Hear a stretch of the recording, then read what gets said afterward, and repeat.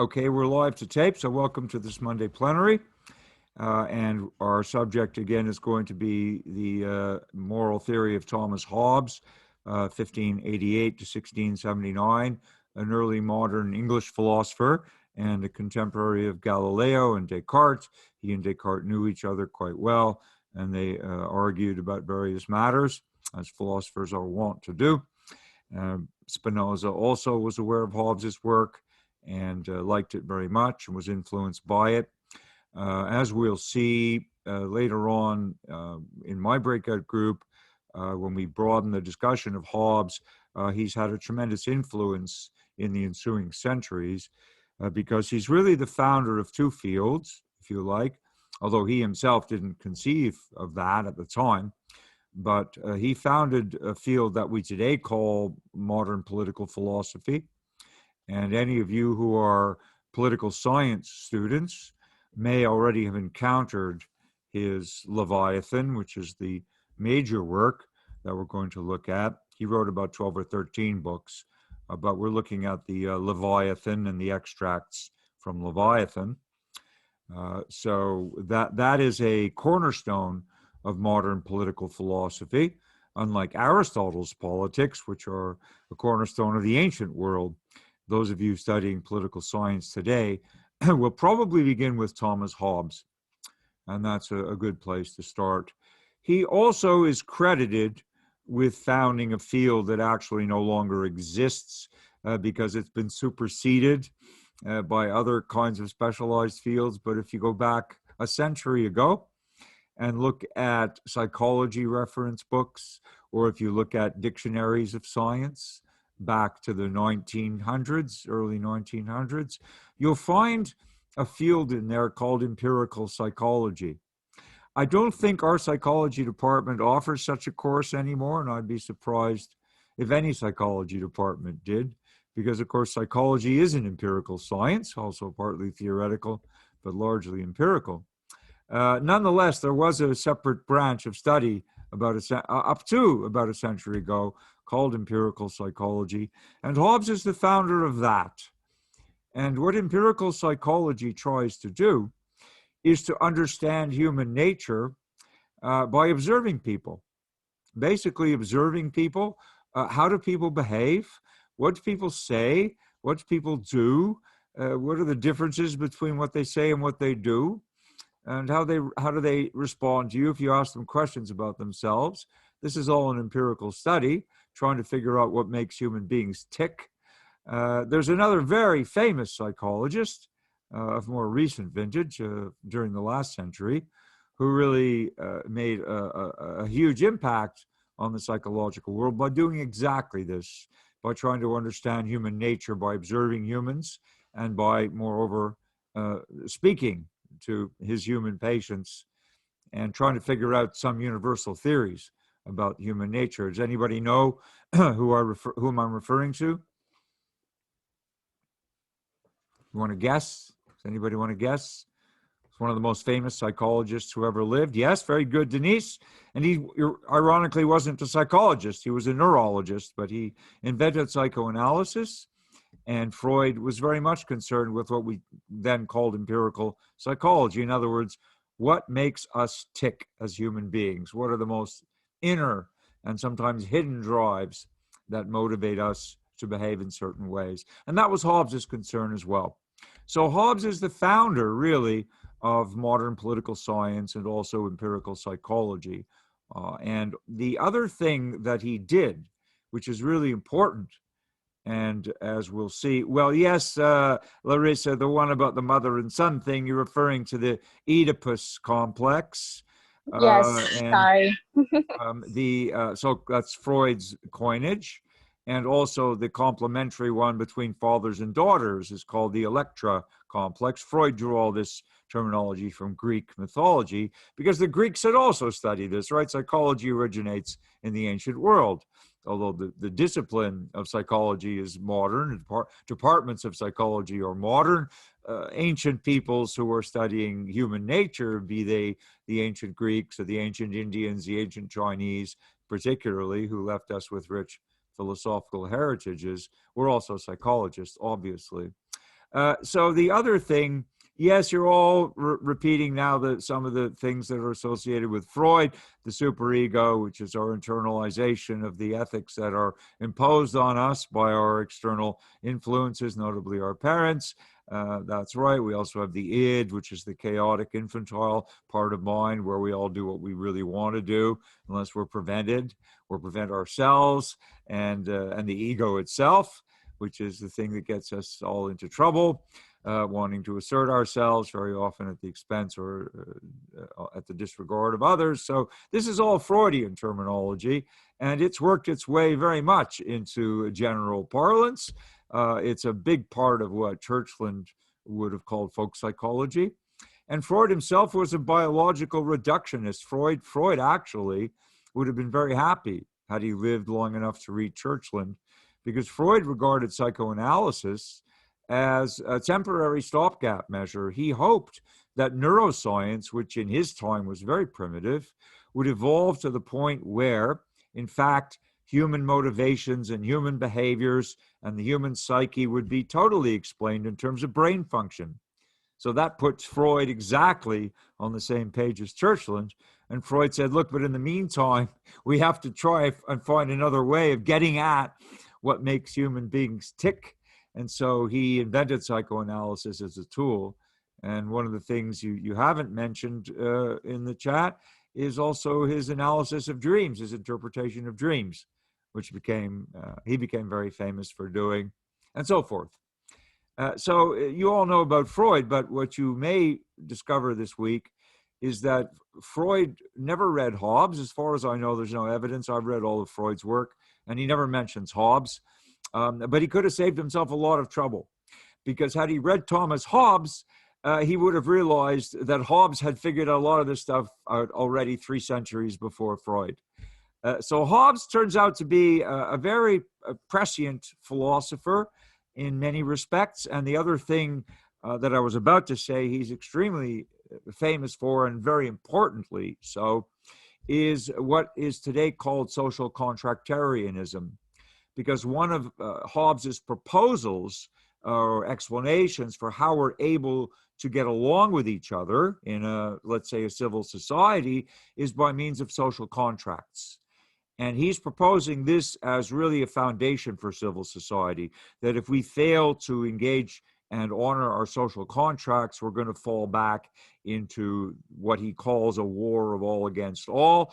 He thinks that human beings essentially are self-regarding, rapacious, egoistic, short-sighted predators, and we're only interested in gratifying our own egos, and we don't really care very much about other people. He thinks we're very dangerous animals. He doesn't think we're particularly sinful. He just thinks that's the way nature made us. But his primary objective is to try to elucidate a way in which we can overcome these deleterious aspects of what he calls our human nature, and be able to live together with a reasonable degree of peace and prosperity. So there are 2 main issues with Hobbes. And the first one is to understand his view of human nature, which is very controversial, as I said. Some of you are going to like it. I have a feeling some of you out there are already Hobbesists from our previous discussion last 2 weeks of Plato and Aristotle. I think some of you are already voicing views about human nature, which, as you'll see, Hobbes articulated very clearly. So some of you will be very sympathetic to what Hobbes has to say. Denise again says transferring right or entitlement. Yes, that's correct, Denise, but we're a long way from that. Our game plan this morning is first to understand a little bit about the context of Leviathan, which is the book we're studying extracts from. It's not in your textbook, culpably. The authors have very conveniently dropped Hobbes, the editors rather, so I gave you a handout of extracts, and that's in your Google Drive folder. The book itself is called Leviathan. It's his most famous book, published in 1651, and quite readable. The English is quite readable. So there are many editions of it that are out there. You can find it online. It's public domain. I put in your Google Drive folders only those extracts, which I think are most important to understanding the core position that Hobbes takes. So please understand before we get there, he's going to completely differ, not surprisingly perhaps, by this time in the course. He's going to differ from Aristotle and differ from Plato. He's going to disagree with both of them and give his own theory of what is good and what is just, and we'll get there most of the way today. At least we'll get to his theory of what is good very quickly. But understand the context. Hobbes wrote this book in exile during the English Civil War. And most of you, if you're not English, you won't know much about the English Civil War. It happened a long time before the American Civil War, for example.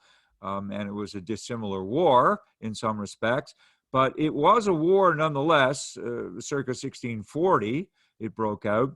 And it was really a struggle between the king and the parliament. I mean, this is basically a power struggle that went on in Europe for centuries, where over time, the people were trying to wrest power from the monarchs, who basically had absolute power. And even though there were parliaments and there were various representative bodies elected, they could be convened or dissolved, usually at the whim of the monarch, who had to pay no attention to them at all, really. So the people were trying to get a little more traction in government, have a little more say over the monarch, and actually try to curtail some of the powers of monarchy. And that was a struggle that eventually precipitated the American Revolution and the French Revolution. And it was those twin revolutions in the late 18th century that gave rise to modern democracies and also gave rise to what followed, which are the rights revolutions.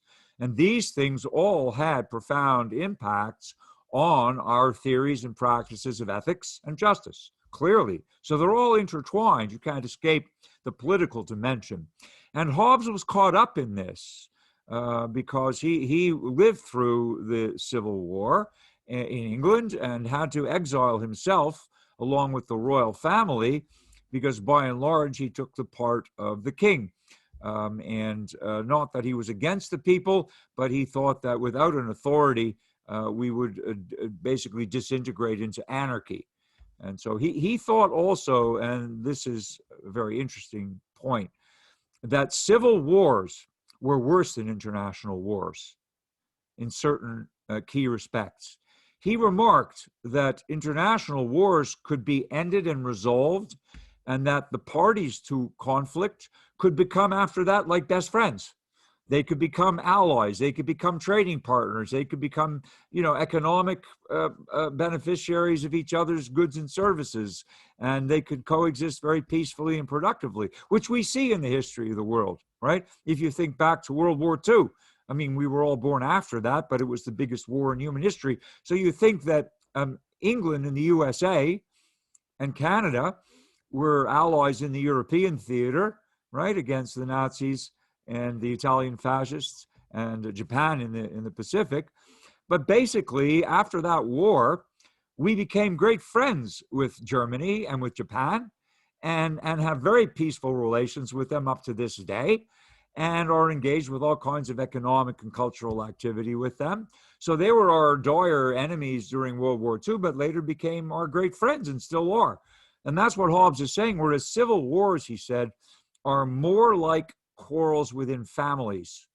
And those scars of these deep-seated family feuds do not heal necessarily quickly or at all.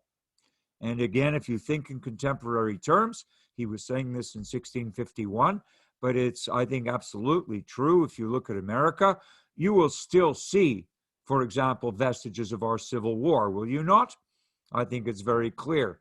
And it's become even more abundantly clear this year when people are tearing down monuments and, where we're seeing more kinds of violent and destructive manifestations of very deep-seated sentiments stemming back to our own Civil War, which, by the way, ended when? On paper? Dates? Anybody in history? Anybody in a history program? Dates of the American Civil War? It's not a pop quiz. I just want to do a reality check. I'm not surprised if nobody knows, but I think with a little bit of just dig into your learning. You're very good, Joel. That's right. It was 1861 to 1865. So some of you are aware of that. That's a long time ago, right? I mean, that's 160 years ago, more or less.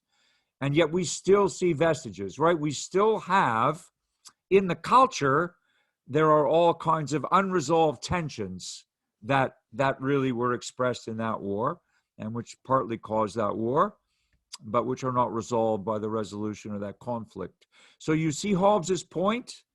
I mean, we broke away from England prior to that, and the American War of Independence was a vicious war. The English were some supported it in Britain, but mostly they opposed it. And there were atrocities on both sides. There was no question about it. It was a very nasty war, our War of Independence. But yet, within a fairly short time, we became England's best ally. And historically, in more than the last century, England and the USA have been two of the strongest allies on the planet, although we were once terrible enemies. So you see, Hobbes's point is that international wars can be resolved, but civil wars are worse. And so his Leviathan, I'm telling you this for an important reason, is because the purpose that he had in writing Leviathan was to resolve, in particular, the English Civil War, but to give us a recipe or a philosophical account, if you like, of how any civil war in principle could be resolved if people were willing to do it. So the Leviathan is meant to be an explanation of how civil war arises in general, and it comes from human nature, not from a particular political situation. And it's also meant to be, therefore, a resolution of civil war in general, and that would also apply universally to humans and not just to a particular nation at a given time. Okay, are we clear about that? That is the context in which Hobbes wrote this book.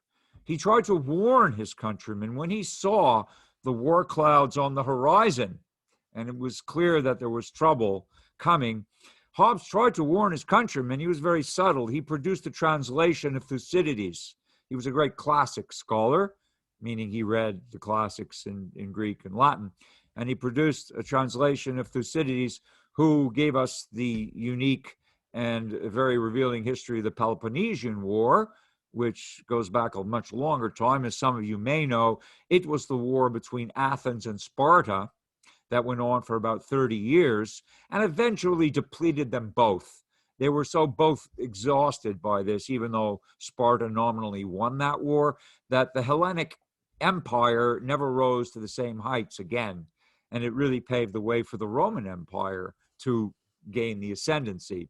So that was deemed a civil war by historians because of the proximity of these Greek peoples, these Hellenic peoples. So Sparta and Athens were city-states, but they were really speaking a common tongue. And in a sense, it was a civil war. And Hobbes said, look, that is not what is a good idea. We want to avoid it. So he brought out that history in English, thinking to warn his compatriots about the dangers of the coming civil war in England. But the message went over everybody's head. Nobody paid any attention. So he ended up writing the Leviathan in exile. So this is point one about Thomas Hobbes. Are there any questions before we proceed to actually look at the text? Any questions or comments? Please put them in the chat room.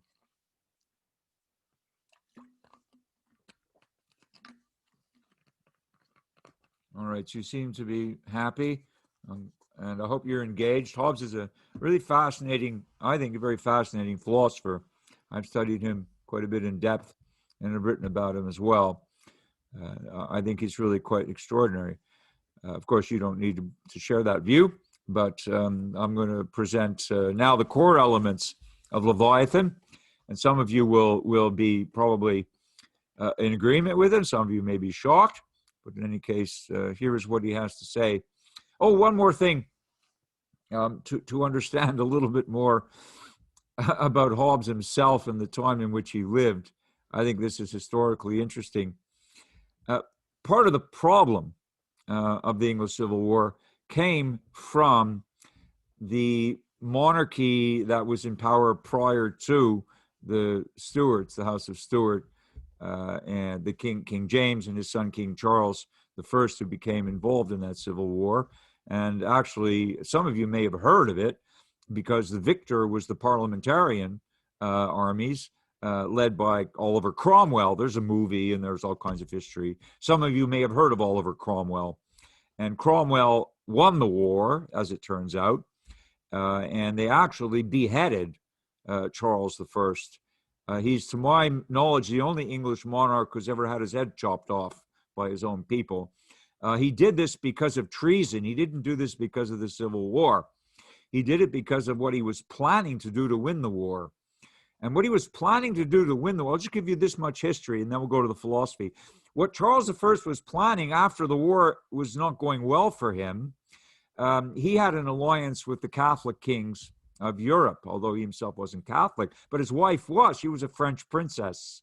He married her, and he had an alliance. Now, part of the problem stemmed from the previous ruling monarchs. I'll bet you've all heard of Henry VIII. Look at this. You know, I mean, people are nodding. Yeah. So why is it that everyone's heard of Henry VIII? We're now going back even further, right? We're going back to the 16th century. Now, how come everyone's heard of Henry VIII? He had a lot of wives. Isn't that amazing? This is what makes people famous, right? Some of them. Okay. If you want to get famous, if you're a man and you want to be famous, have a lot of wives and everybody will remember you. Okay. So his problem was, why did he have a lot of wives? Yes, Rachel, King Louis was beheaded too, but along with about 2,000 other aristocrats. I mean, the French went a little bit crazy and they started chopping everybody's head off, right? The English only cut off one head, and the French really went to town with the guillotine. So that's a different story. But he had all these wives, and yeah, he needed a son. Exactly. Very good, Vanessa. See, these Tudors, this was the house of Tudor, and they had fertility issues. Henry VIII couldn't sire an heir. Could be a daughter, could be a son. So he needed to keep trying out new wives in order to hopefully successfully bear or sire an heir to the throne. But in order to do that, he needed divorces from his wives. He couldn't just kill them. He preferred to have a divorce. It's a little bit cleaner and neater, but he couldn't get a divorce, because at that time, there were Catholic monarchs also. And the Pope refused to give them a divorce. The Pope didn't care if he was a king or not. Remember, the Roman Church had sway over all these monarchs. It was like a theocracy in a way, and the East had to pay at least lip service to the Pope. So the monarchs of Europe were Catholic monarchs, and the Pope said no divorce. It meant no divorce. So King Henry said, wait a second, I'm king. He said, if I want to, I'll make my own church. I'll make the Church of England, and then I can give myself a divorce because I'll be the head of the church. That's exactly what he did. He created the Church of England. This was even more defiant. And then he created an Archbishop of Canterbury, and they gave him a divorce, and then he could keep marrying until he had a child. He eventually did. And he had a really, really good child. She was Queen Elizabeth I. And it is after her that the Elizabethan era is named. This was the time of Shakespeare. And this was a very good time in England. You know, the Elizabethan period is regarded as a very romantic period, a period of the arts, and a period of piracy. You know, she had affairs with Francis Drake, the pirate.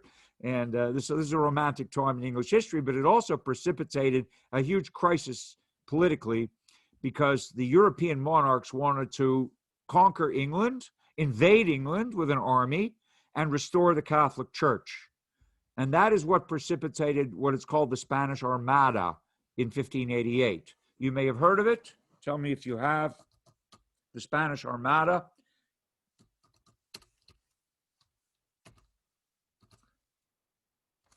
That was 1588. And why was it Spanish? Because Spain had the biggest navy at the time. And so they basically assembled an invading army, and they put them on these Spanish ships in 1588. And they said, we're going to invade England, and we're going to get rid of this king and get rid of this church and restore Catholicism. And by some miracle or other, a huge storm came up in the English Channel and completely swept the Armada away. Many of the ships sank. Many of them got blown around all the way to Scotland and around the north. Some of them washed up on the coast of Ireland. There are descendants today in Ireland of the Spaniards. But the Armada was destroyed by weather, and so they were saved. Every English person knows this. It's a big date. It's also the date of Hobbes's birth. This is the connection. Hobbes was born in 1588, and in his biography, his autobiography, he wrote that his mother gave birth to him prematurely because she suddenly was made very afraid, as they all were, when they heard that the Spanish Armada was coming. There was a great panic, and he said she gave birth to him prematurely because of that. And he said also she gave birth to twins, him and fear. And fear, as we're going to see, plays a very strong role in Hobbes's psychology of the human being and also in his political philosophy. So this is a kind of historical context for you to understand. Of course, Queen Elizabeth liked the Church of England, and she made it the official church, right? Her father used it just as a way of getting a divorce. But the Anglican Church, as it's known today, in America, the Episcopal Church, right, which is its American derivation, that was the church that was made into the Church of England officially by Queen Elizabeth, okay? And ever since then, England has been religiously a divergent country, from the rest of Europe. There were other things like Lutheranism and so forth, and the birth of Protestantism, which caused other schisms. But basically, that's the Hobbesian part of the story. So I hope you understand now a little more about the history, and so you'll perhaps have a better handle on where Hobbes is coming from in his desire to prevent civil wars. So let me share the screen with you, and we're going to start to look at this very important book. And I've just basically done some highlighting for you. It's up to you to read more. Hobbes is a very clear writer, and although he's writing in more flowery language than perhaps we're accustomed to today, but he's still very clear. And also, he has some, as I'm saying, controversial things to say about human nature, which we're going to now look at. So here, I guess after a short delay, you now see his Leviathan. We're starting in chapter 6. He's very careful with his definitions of words, and he was influenced by Euclid and Euclidean geometry in a way of building up arguments through definitions and deductions. So there is the Harvard Classics version of the Leviathan, published 1651. And in chapter 6, he will tell us without very much ado what his notions of goodness are and what he thinks it means to be good. First, he gives us an account of two forces that he thinks are governing humans above all, and they're equal and opposite in their potential to motivate us. They are called appetite and aversion, right? Appetite and aversion. In other words, if we're attracted to something, whatever it may be, a person or a thing or a cause, we have an attraction. That's called an appetite. And if we're repelled by something, again, if something revolts us, be it a person, a thing, or a cause, then we have an aversion to it. And these are, for Hobbes, the two formative drives in the human being. So we are going to be driven back and forth in our lives by a whole bunch of simultaneously operating attractions and aversions to things and to other people. And so he says what we desire is what we desire. In other words, what we have an appetite for, says Hobbes, we are said to love. So when you say you love something or someone, it means that you have an appetite for them. It means you have an attraction for them. That's what it means. It doesn't mean you know anything about the person or the thing that you say you love. It just means that it's your attraction that's making you say that. And similarly, if you say you hate something, it means you have an aversion to it. You may not even know the person or the thing or the cause that you dislike, but you have an aversion, so you say you hate it. So love and hate are basically our alternative ways of expressing these notions of these drives of appetite and aversion. Is that clear? I mean, it's quite a simple picture, but I think it's very clear. And if you think about your own self, as Hobbes did, you'll see on a daily basis we're constantly attracted to certain things and constantly averse to other things.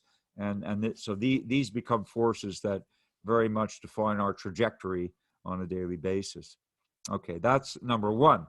This leads him to state in very clear terms his notion of what is good or evil.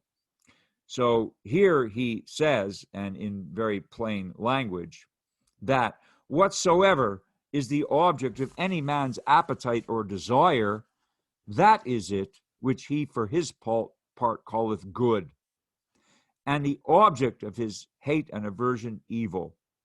So he goes on, these words, good, evil, and contemptible, are ever used with relation to the person that useth them, there being nothing simply and absolutely so. So in other words, for Hobbes, ethics are totally subjective, aren't they? Because if you like something, you're going to call it good. And if you dislike something, you're going to call it evil or bad.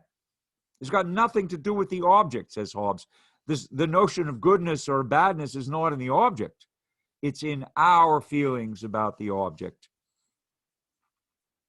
And so it's from person to person. It's going to be totally a subjective ethic, right? That's point one. And point two is, not only is it a totally subjective ethic, there's another word for it. Yes, Denise, you can correlate this with aesthetics because Hobbes would say the same thing. You see, it's the opposite of Plato, right? Because Plato would say if a sculpture is beautiful, it contains the essence of beauty. Hobbes is a materialist. Hobbes says there's no such thing as essence. Essence is just an invention. So, in other words, the aesthetic corresponding aesthetic view of Hobbes would be that if you like a sculpture or a painting or a book or a movie, you're going to say it's good. Why is it good? Because you like it. And if you dislike it, you're going to say it's bad.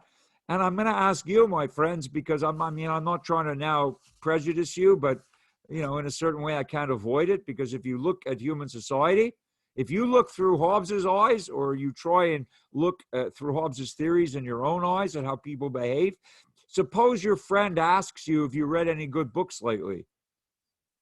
Aren't you going to recommend a book you like? I would think so. If your friends ask you, have you seen any good movies lately? Aren't you going to recommend a movie you like? Well, yes, you're all agreeing. So basically, you're agreeing with Hobbes, because Hobbes is saying the only reason you call it good is you like it. And by the same token, if your friends say, have you seen any bad movies lately? You're going to say, maybe you're going to point to one that you didn't like. And Hobbes is saying, again, the goodness or badness is not in the thing. It's in your feelings, right? It's in your response to the thing. And therefore, ethics are subjective. So this contradicts Plato completely. I hope you realize now, relating this back to the previous 2 weeks, this is a complete repudiation of Plato, who believes in a pure form of goodness, which Hobbes will say doesn't exist. And it's also a rejection of Aristotle, as we'll see in a moment. Okay, so already this poses a real problem for us, that it's moral subjectivism, right? If you want to put a more modern term on it. In other words, morality is entirely subjective. Good and evil are only about what you like and dislike. So that's subjective, yeah. And also, it's called, there's another name for this, a little fancier name, I'll give it to you. Ethical nominalism, which you can look up. And the idea of nominalism is that good in ethics, nom is a French word for name. So ethical nominalism is telling us, look, that good and bad are just names for things. Again, it's a repudiation of Plato. There's no essence of goodness or badness in anything, or rather no essence of goodness and a lack of goodness in anything. It's just a label. It's like if we go around with a label maker. We used to have these label makers. I guess they don't exist anymore, but you could print out labels, a handheld label making device, and you could stick labels on things. And that's what ethical nominalism is. It's just you're wandering around with this label maker and you're just labeling things good or bad, or no opinion, depending on how you feel about them. So they're just names and they're totally subjective. Okay, that much clear? Is that much clear to you? So he would say the same about aesthetics in the end, and he says, as he would about ethics, for exactly the same reasons. It's totally subjective. Okay, so where is that going to lead us? Well, piece by piece, we're going to see this puzzle assembled. It's not in a good place, by the way. He's not taking us to a particularly good place, but he's trying to be realistic in his appraisal of what motivates us and how we end up reflecting our appetites and aversions in our moral discourse. This is what is connecting all of that. Okay, so now let's go back to the share, and we'll continue with Hobbes and the Leviathan. We'll see where he's going to be led, or rather where he's going to lead us. So you understand now that this is a completely subjective use of words, has nothing to do with anything absolute. And then he also tells us, and this is quite important, I'm skipping to chapter 10, but I want to string together his definitions because they're all going to fit when we try to understand what he's saying about human nature. That'll be very important. So what is our power?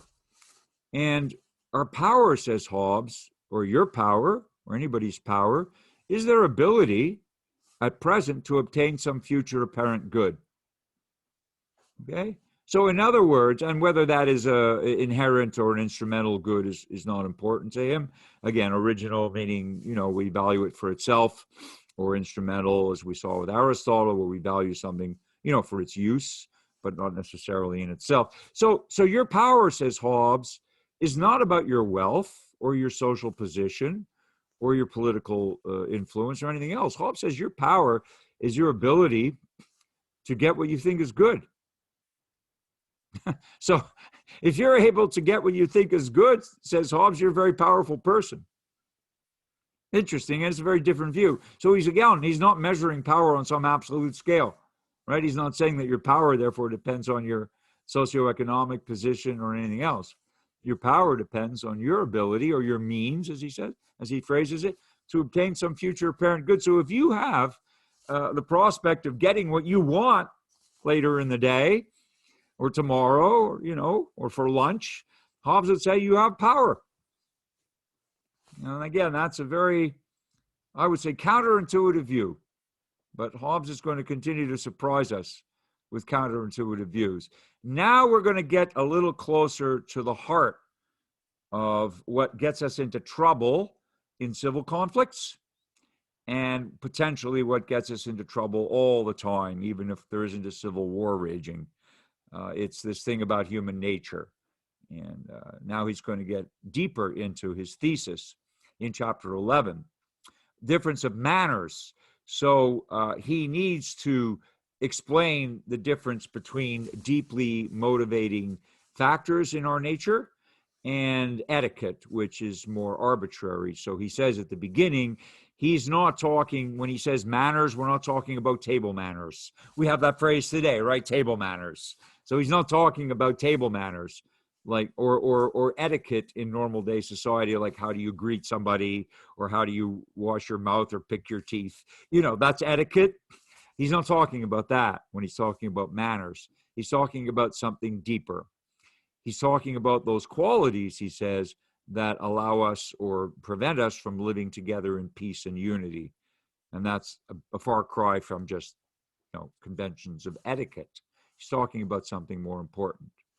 And he then, in the process, will dismiss both Aristotle and Plato in terms of their moral philosophies and how those philosophies tie in to their notions of political justice.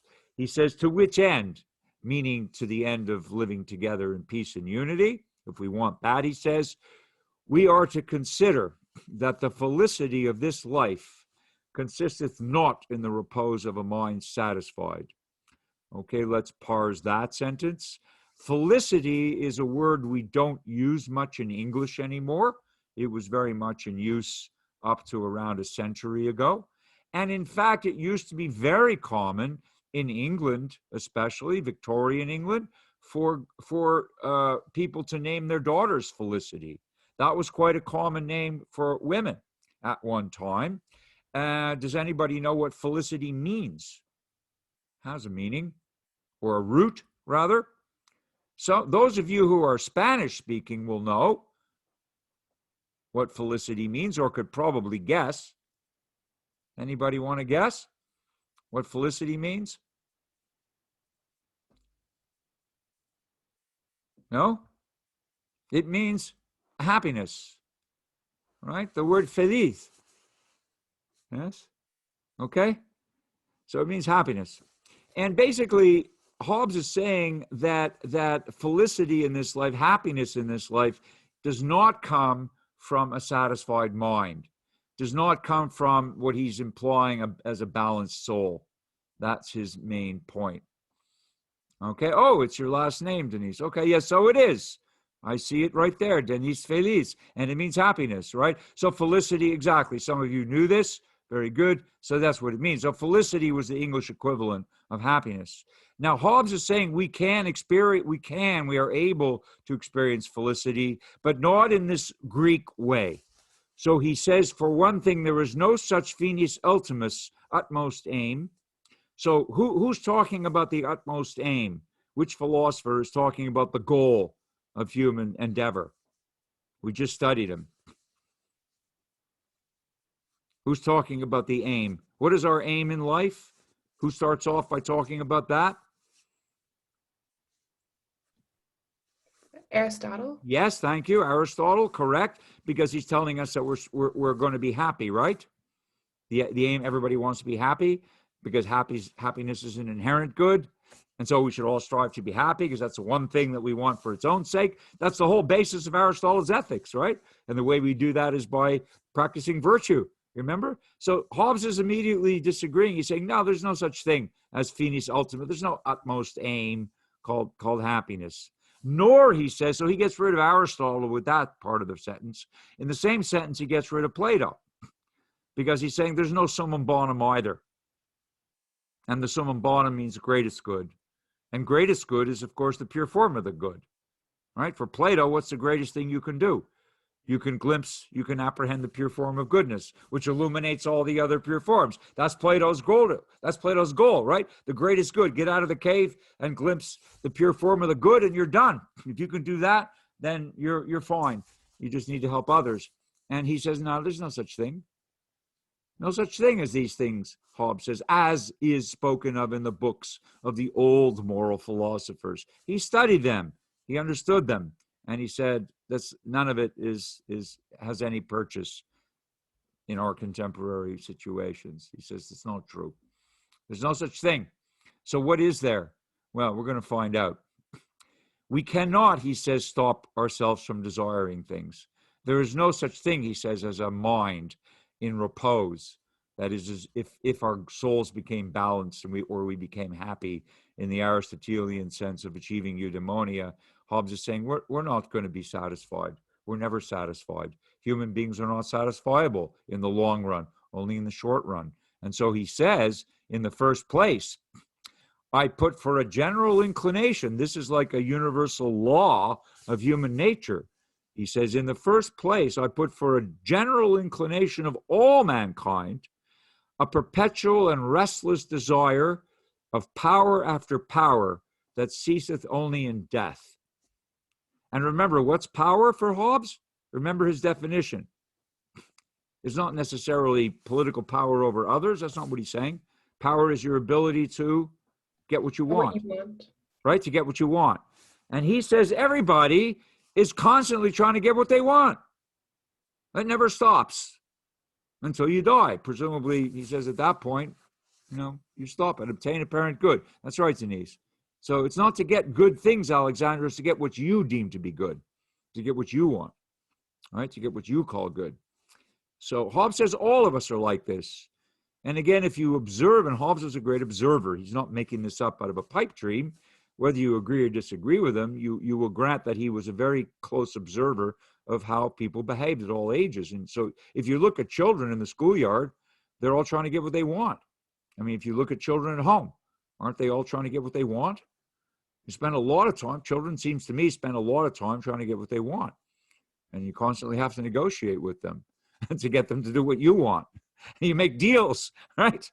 You give them what they think, you convince them that oh yeah, we'll give you this, this is really what you want, and we'll give this to you if you do what we want. So we're trying to get our children to do what we want them to do, and they're trying to get us to do what they want us to do.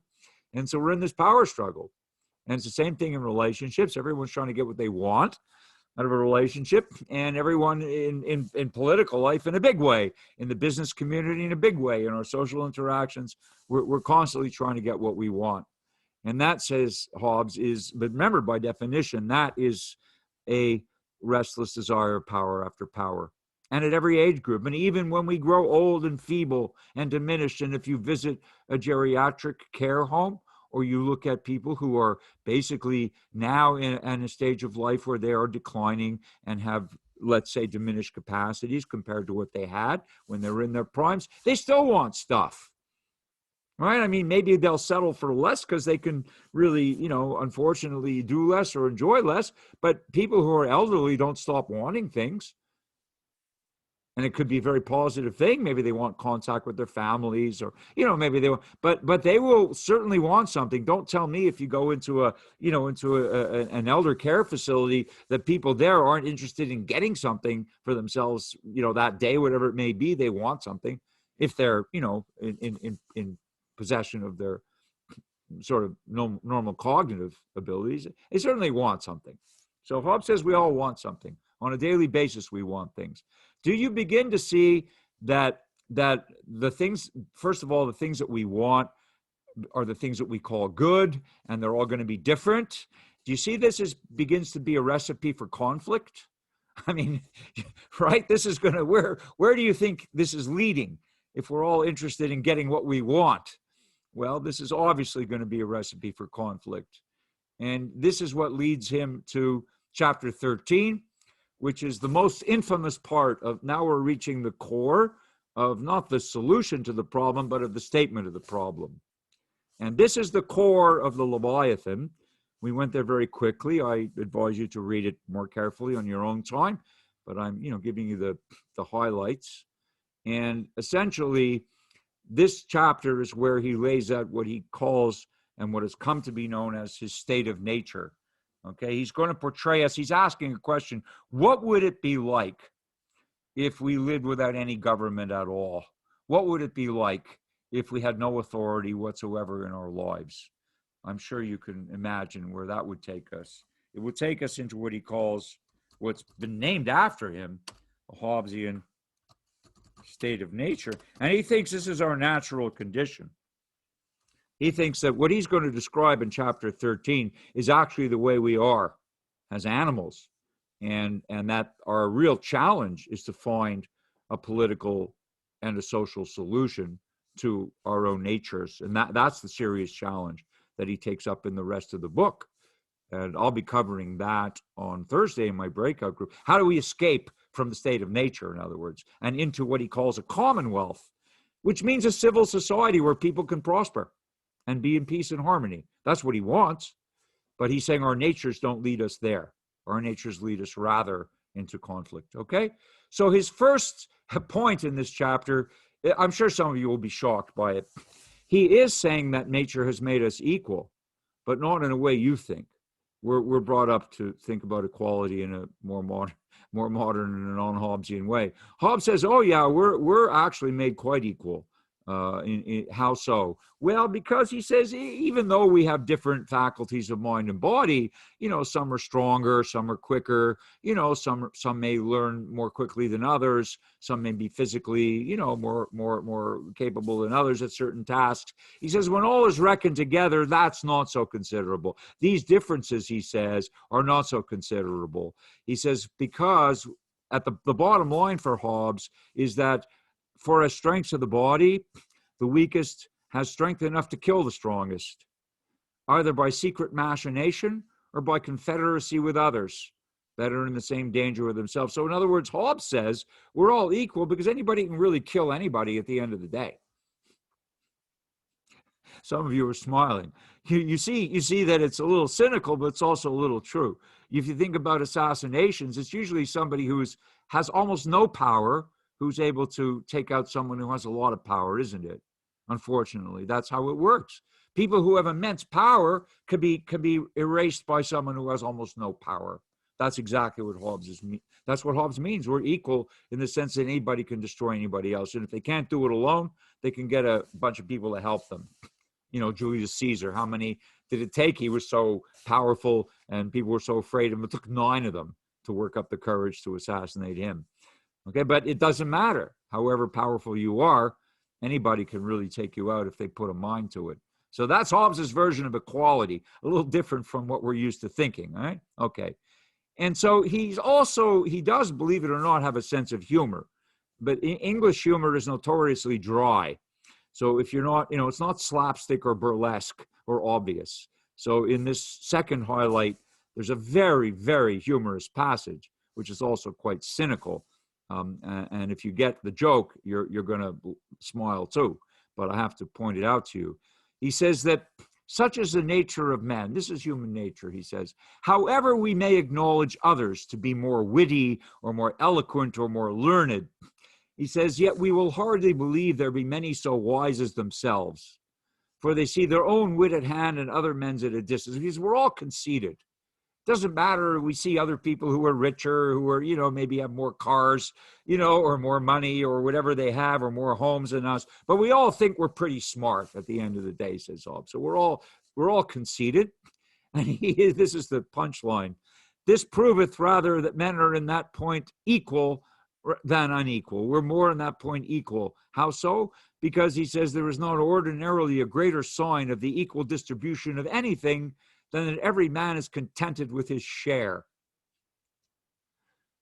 This is really very cynically funny. When people are out protesting, if you see people out protesting, it means they're not contented with something, right? It means they want rights, or they want raises, or they want, benefits, or they want, right? We protest because we want something, yeah? When people organize a protest, it's because they want something that they don't have, or they don't have an equal measure, and it means that they're not contented with their share. But Hobbes says we never see anybody protesting that they're not as wise as others. Nobody ever protests that they want more wisdom. You'll never see a bunch of people marching saying, we want more wisdom. You'll never see that, says Hobbes. Why? Because we're all conceited. Takes a while for this to sink in, okay?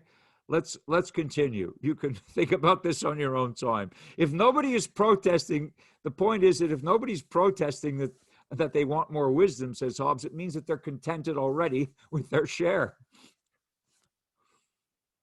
Think about it. All right, next. From this equality of ability, right? We have this ability, basically, to get what we want in life, right? This is what he thinks. When you get up in the morning, you pretty much think that you're smart enough, to get what you want in life, right? To get what you deem to be good. That's what he thinks we're equal at, our ability of getting what we want.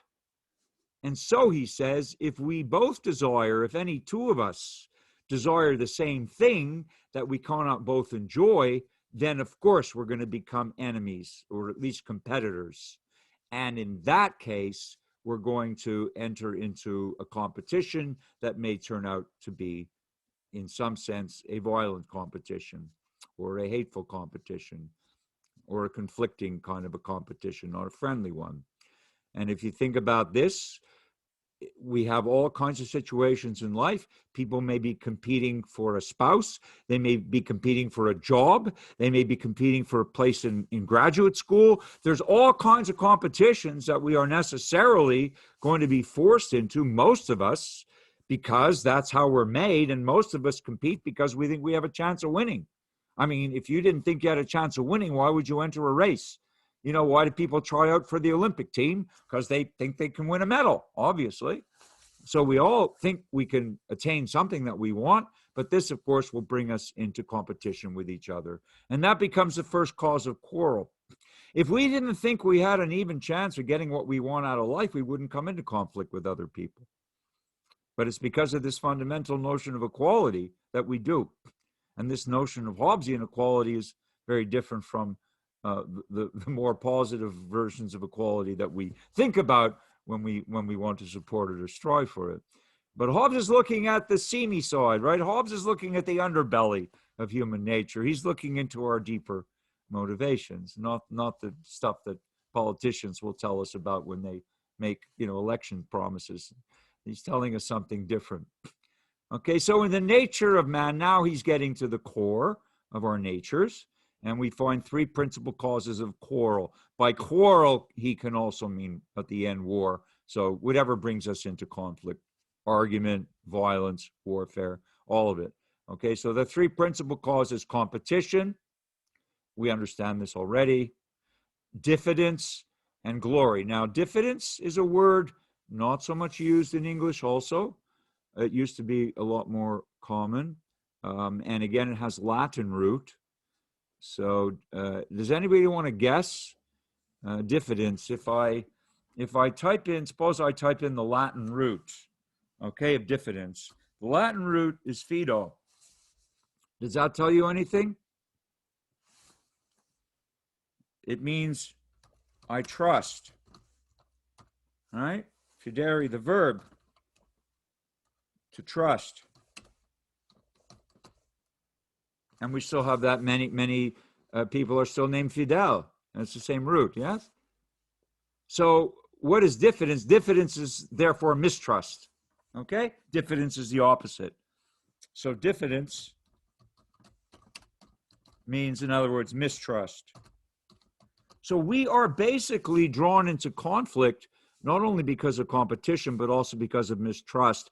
This is a very brilliant observation by Hobbes, I think. And if you want to go back to the Peloponnesian War, if you read the first paragraph of Thucydides' history, that's the only history we have.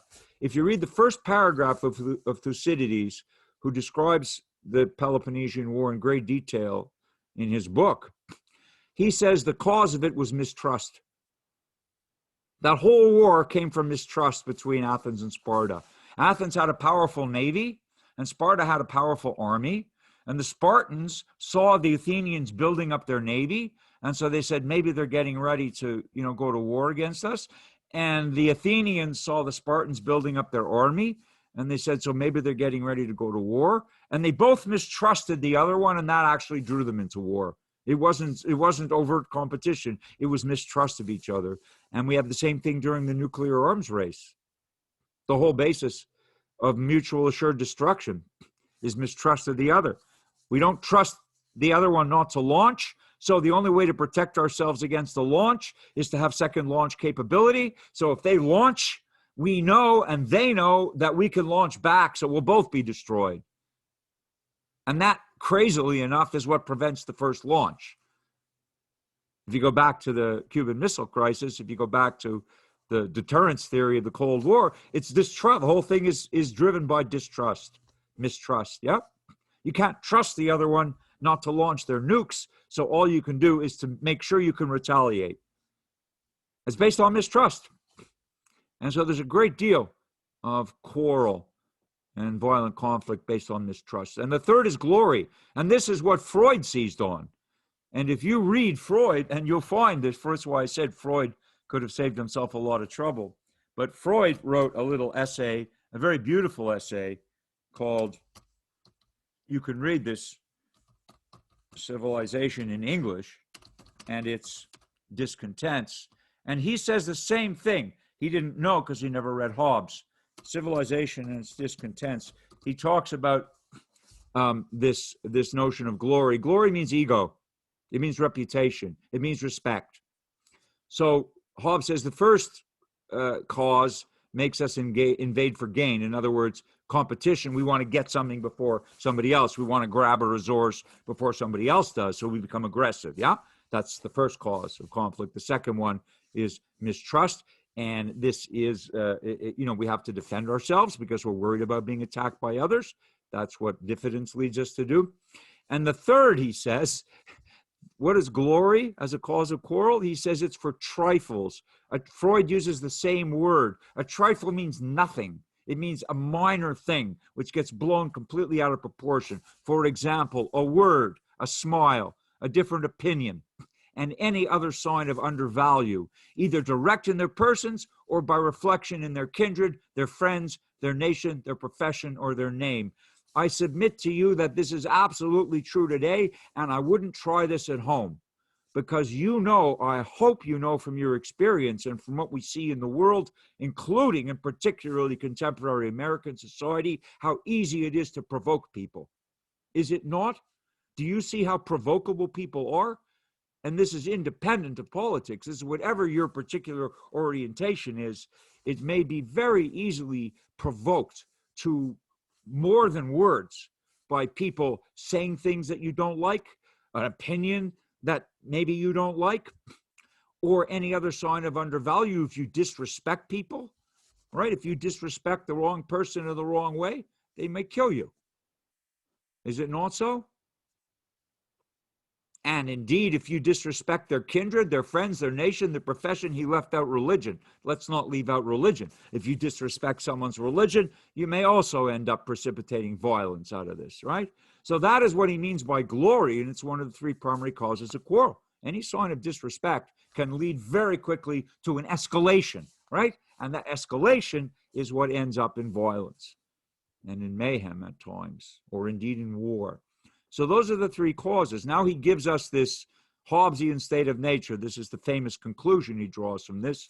Hereby it is manifest that during the time men live without a common power to keep them all in awe.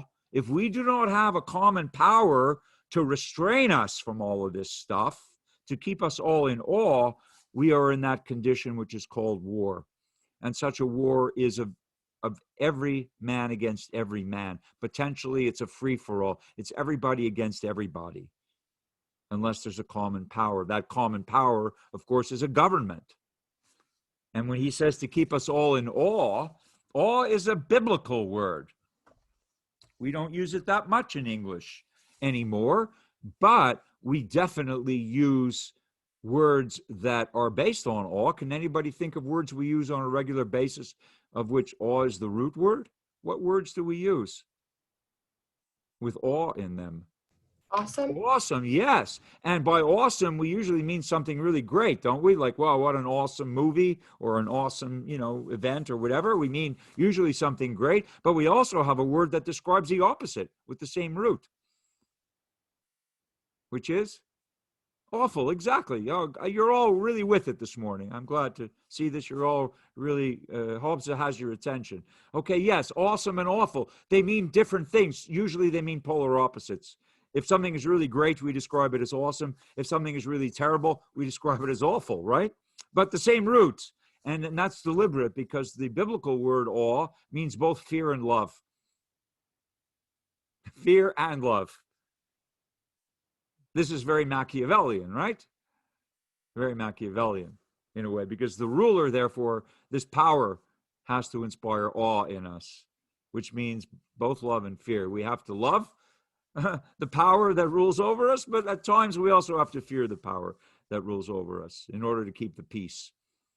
Otherwise, he said, we're just going to be unleashed. All of our personal stuff is going to be manifest in our everyday interactions, and these three causes of quarrel will constantly draw us into conflict.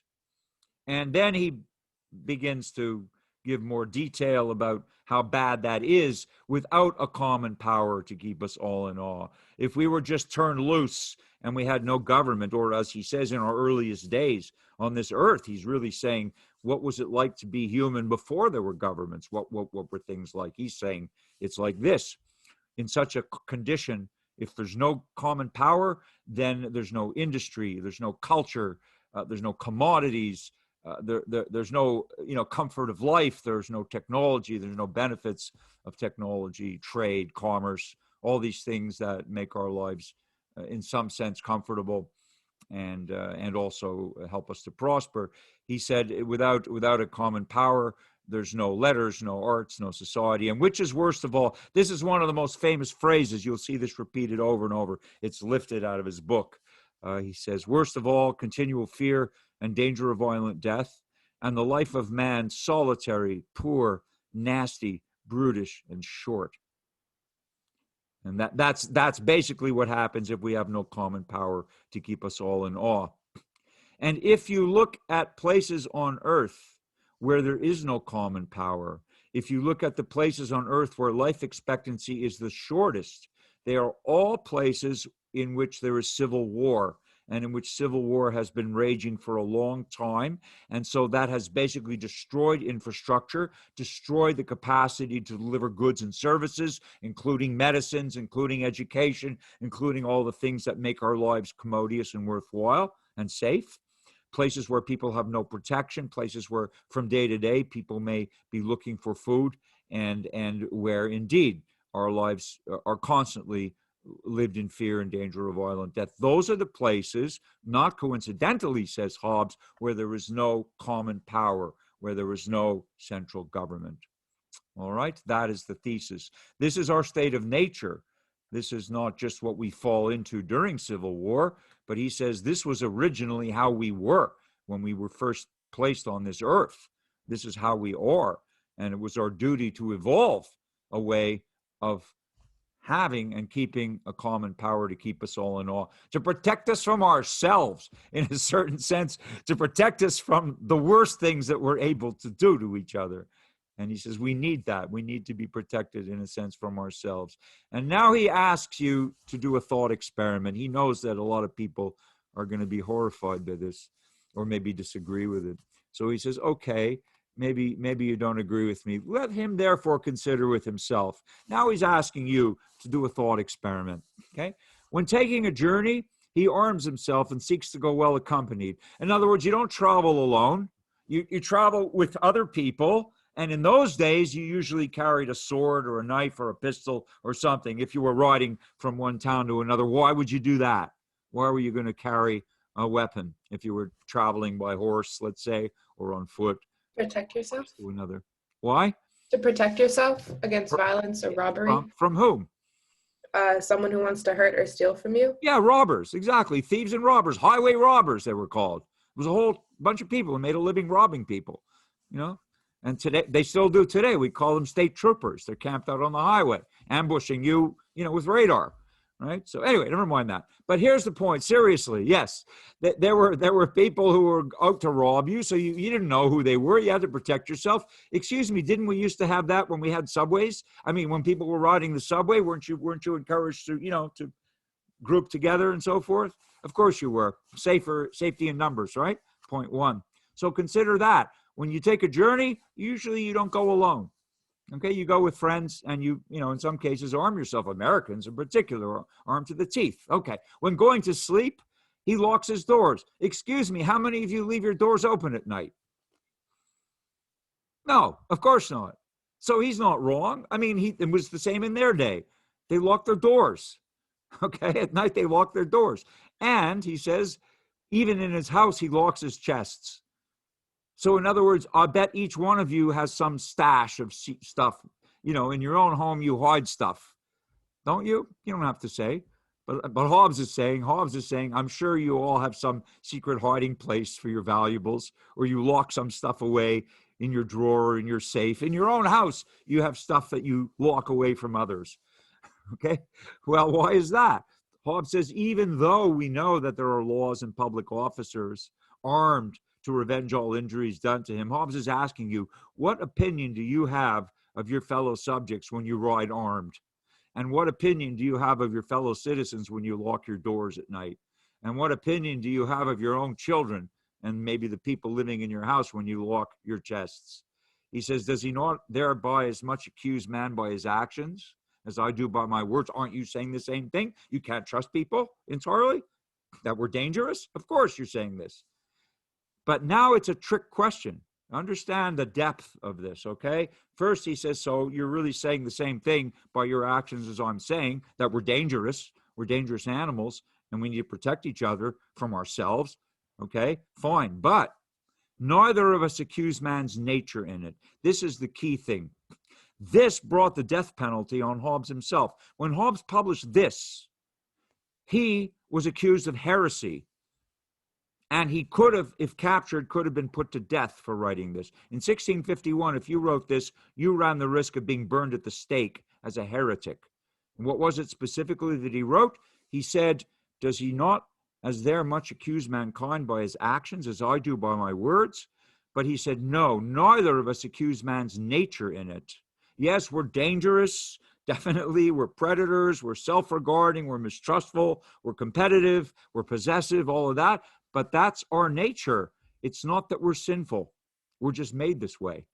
And this is what brought the death sentence on Hobbes from the Roman Church. The desires and other passions of man, he wrote, are in themselves no sin. The things we want, right, what we call good, and the efforts we make to get those things that we call good, he said, this is not sinful. This is just how we're made.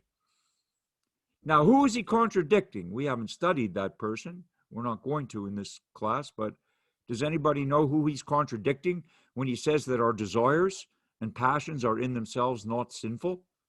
Does anybody know? Very important. He's contradicting the number one theologian of the Roman Catholic Church. Yes, he is. That's right, Evely. He's contradicting religion. And in particular, he's contradicting a doctrine that is still prevalent today, which is the doctrine of, I'll spell it out. Some of you know the doctrine, but you may not know who propounded it. It is the doctrine of original sin. I'm sure many of you know this doctrine. Many of you may have been brought up in its teachings, which is that we're born sinful, right? Do you know this doctrine? It's the doctrine of St. Augustine. The doctrine of St. Augustine. I don't know what Popeye has to do with this. But anyway, okay, so some of you know original sin. And this is, yes, that's right. It's not Adam and Eve as literally written in Genesis, Alexandra. It is St. Augustine's interpretation of why we were kicked out of Eden. And Adam and Eve said that we were kicked out of Eden because we were made sinful by God. And then we acted on that. This is very paradoxical, but Hobbes is saying no, he rejects this. So when this book came out, it was immediately banned by Rome. It was placed on their index of banned books because you weren't allowed to say that in those days. You were not allowed to say that, hey, we're not sinful. We're definitely dangerous creatures. We're definitely desirous and full of all kinds of, we represent all kinds of problems to each other, but we're definitely not sinful. Okay?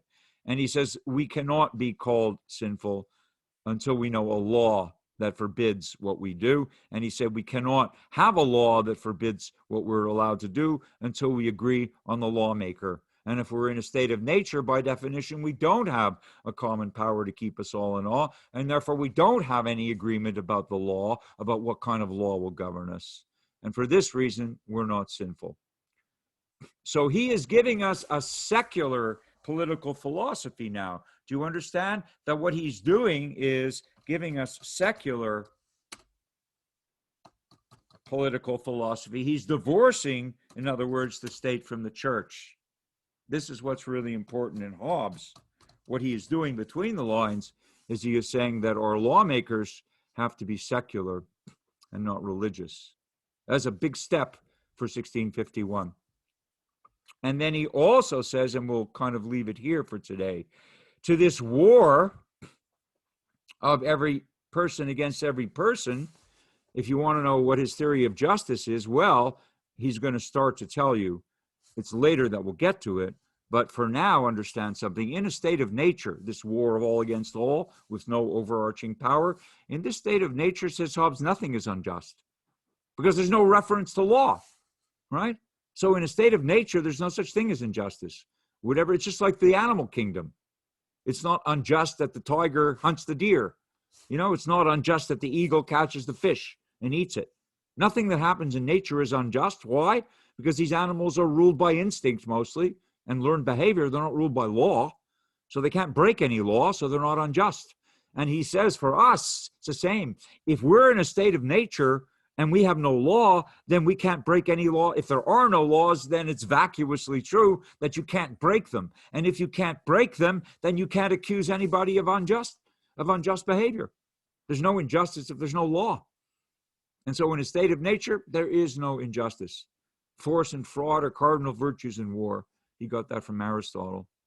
And it's also the case that in a state of nature, there is no propriety, there is no dominion, no mine or thine distinct, but only to be that man's that he can get, and for so long as he can keep it. So there's no property. You can't say in a state of nature, oh, this belongs to me. The only reason it belongs to you is that you're hanging on to it. If someone else is able to take it away from you, it's going to belong to them until someone takes it away from them. But there's no conception of property. It's only what you can get your hands on, right? So how do we get out of this? How do we get out of this? Well, animals, consciences, Alejandro. Well, not every human being has a fully articulated conscience. So a lot of people do a lot of atrocious things. This is exactly what war crimes are, right? Atrocities of many kinds are committed. Maybe later people will feel, some kind of recrimination. People will feel guilt or feel badly or feel sorry, but not while they're committing atrocities. If people had fully operative consciousnesses 24/7, if our consciences were operating at full capacity all the time, there'd be no such thing as atrocity. There'd be no such thing as murder. There'd be no such thing as crimes of passion. Unfortunately, we're not restrainable. That's right, Randy. It is debatable. That's the whole point, and that's why we're still debating it. Okay, so how do we get out of it? I'll leave you with this. Okay, how do we get out? There are ways. Fortunately, says Hobbes, we can escape. We're able to escape from the state of nature, and here are the three main ways to get out. First of all, if we fear death, then we're going to look for ways to cooperate. That also means that people who don't fear death are very dangerous, because people who don't fear death do not feel any obligation to partake in the social contract or in a political solution. So people who don't fear death are always going to be dangerous. But if we fear death, and most people do, then we will be inclined to more peaceful interactions. That's number one. But it's still selfish. It's because we fear death. You fear death, so you want to live in peace. I fear death, so I want to live in peace, not because we're inherently peaceful. But fear of death. Remember, I talked to you about fear, right? When he said that his mother gave birth to him in fear in 1588, these twins. So fear plays this role. If we're afraid of the worst, then we'll try to get what's better. But we have to fear the worst. And secondly, we may desire such things as are necessary to commodious living. In other words, we want to have a decent life. Commodious means comfortable, prosperous, harmonious. It suggests all of that. So if we desire things that can help us to live what we would call a reasonable life, you might want to call it the American dream. If we desire those things, then we'll be more inclined to work together. And also, we need a hope by our industry to obtain them. Industry means effort, yes, or striving.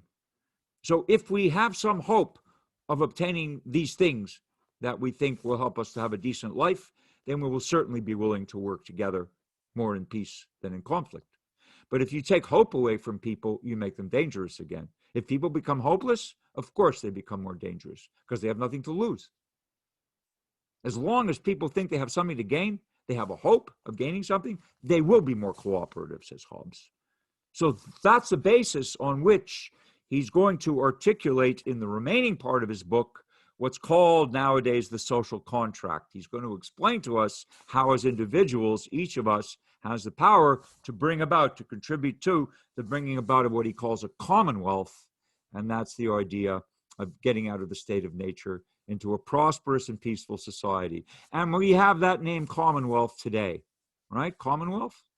We have the British Commonwealth, which is the residual of the empire. We have a bunch of cooperative nations working together in trade and culture. It's called the Commonwealth.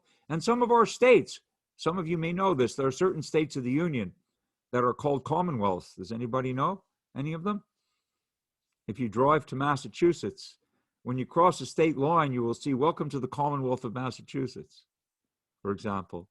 There's quite a number of our 50 states, look it up. Quite a number of our 50 states are called commonwealths, because that's the term for an association of people willing to work together and have an overarching set of laws that they abide by, and that enables them to prosper. All right, so that's an introduction to the first part of the Leviathan and the kind of hot water we're in by virtue of being human.